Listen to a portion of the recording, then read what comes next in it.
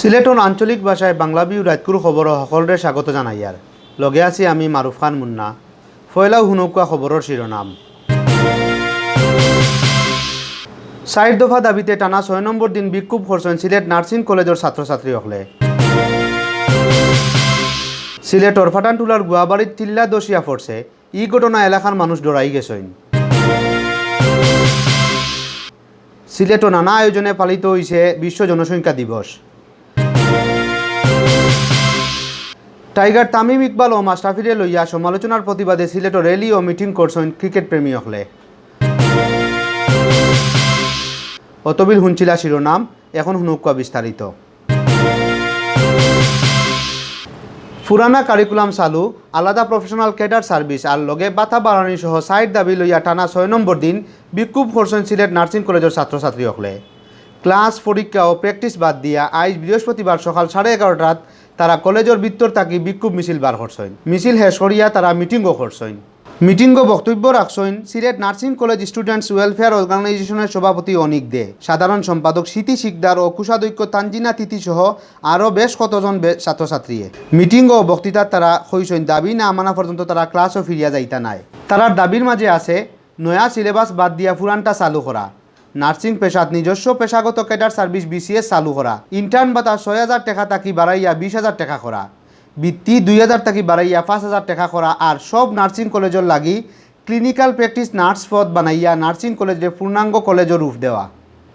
দাবি ছিল আমাদের ইন্টার্ন ভাতা ৬,০০০ টাকা থেকে 20,০০০ টাকা করা, স্টাইপেন্ড আমাদের 2,০০০ টাকা থেকে 5,০০০ টাকা করা এবং ক্লিনিক্যাল প্র্যাকটিসে আমরা টিচার চাই যথাযথ পদবি সৃজন কলেজ করতে হবে এবং আমাদের যে BCS গুলো আছে BCS চালু করতে হবে এবং আমাদের যে কারিকুলামটা নতুন কারিকুলাম করছে এই কারিকুলাম চেঞ্জ করতে হবে।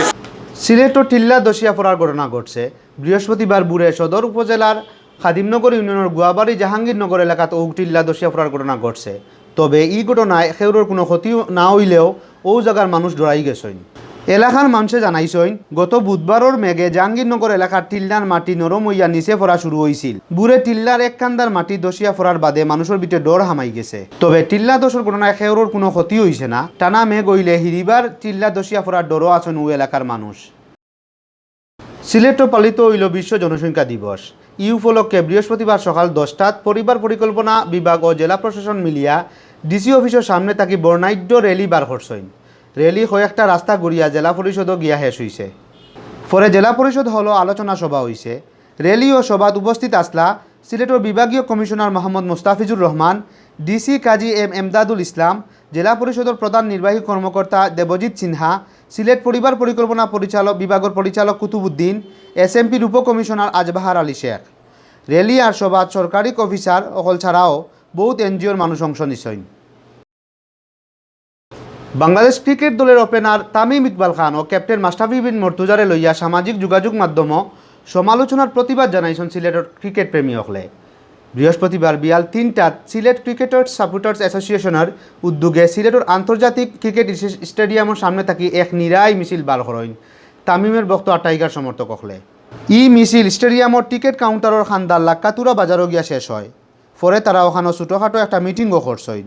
সংগঠনের সভাপতি সাদিকুর রহমান সুমনের সভাপতিত্বে আর সেক্রেটারি সাকিব আহমদ ও প্রতিষ্ঠাতা সদস্য জুনেদ আহমদের পরিচালনায় বক্তৃতা করেন সংগঠনের উপদেষ্টা সাংবাদিক শফিকুর রহমান চৌধুরী। বক্তা হলে কইছেন বিশ্বকাপও তামিম ইকবাল খানে হয়তো বক্তসকলের আশা অনুযায়ী খেলাইতে পারছেন না, কিন্তু বাংলাদেশের বহুত জয়ের নায়ক তাইন তানরে লইয়া সামাজিক যোগাযোগ মাধ্যম একবারে অত খারাপ আলোচনা করা মোটেও ঠিক নাই। বক্তারা টাইগার অকলর ক্যাপ্টেন মাশরাফি বিন মর্তুজারে দুনিয়ার সেরা ক্যাপ্টেন অকলর মাঝে একজন উল্লেখ করিয়া তানে লইয়াও করা সমালোচনার নিন্দা জানাইছেন। অতবিল হুঞ্চিলা বাংলাভিউ রাতকুর খবর লগে থাকার লাগি ধন্যবাদ।